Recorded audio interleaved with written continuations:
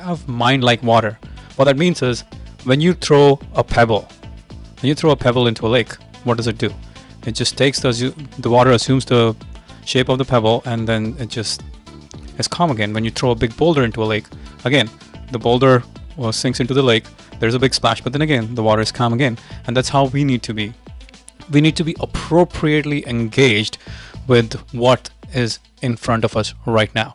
So the higher the importance of the task at hand, the more engaged we need to be, the more involved we need to be. And so while I'm creating this video right now, I am completely in the moment, giving my 100% to this. I'm not thinking about anything else. I have nowhere else to be rather than right here, right now, fully engaged. While if I was doing the dishes or doing laundry at home, I wouldn't be as engaged. I would probably be thinking about other things, and my mind would be wandering. So really important idea, mind like water. We need to be appropriately engaged in order to be stress-free, in order to be highly productive. When we can appropriately engage ourselves in the most important task, we can be extremely productive.